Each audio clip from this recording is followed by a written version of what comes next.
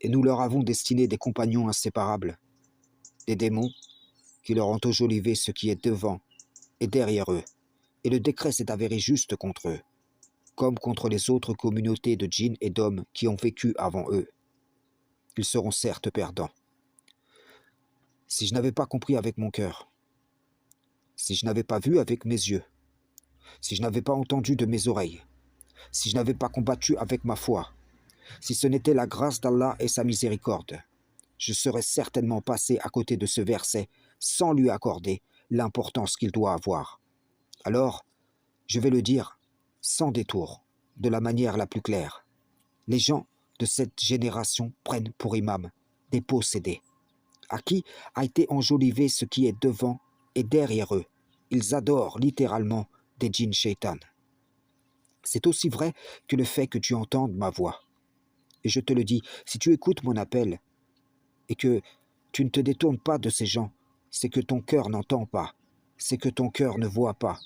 Car mon appel est une condamnation de leur prédication. Je parle ici des coranistes, qui prétendent suivre exclusivement le Coran, des kitabistes, des individualistes, qui prétendent croire en tout ce qu'Allah a fait descendre comme livre, qui ensemble passent leur temps à montrer du doigt la tradition des hommes associés au commandement du Créateur. Seulement, ils ne le font pas dans le bon esprit. Ils ne sont pas animés de l'esprit de la parole. Ils le font dominés par l'esprit du monde, travaillant à faire glisser la compréhension du Coran de manière à la rendre compatible à l'image du diable, à son esprit, à son dessein.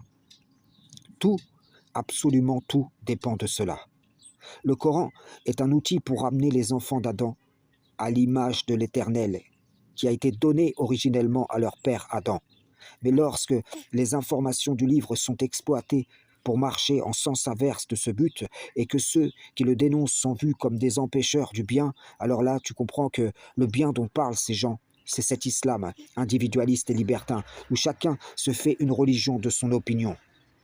Que les unions et les désunions ne se font que sur la base du gigantesque supermarché virtuel des passions que représente Internet.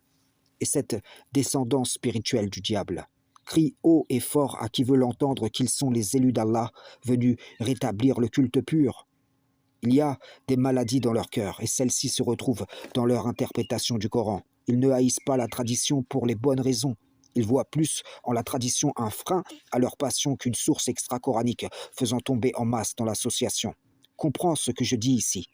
On assiste à la condamnation de l'association via des préceptes de tradition humaine par des gens qui associent le diable en répondant à ces appels. Quiconque sort de l'idéologie sunnite ou chiite pour marcher à la suite de ces gens passe d'une voie d'égarement à une autre, tandis qu'il pense avoir connu une libération. Seule l'altération de son discernement par l'enjolivement de ce qui est derrière et devant leur donne cette illusion. Et de plus en plus de gens adhèrent à cette tromperie et avec, ils séduisent des masses prédisposées à marcher sur leurs traces. Frères et sœurs en islam, salam, shalom.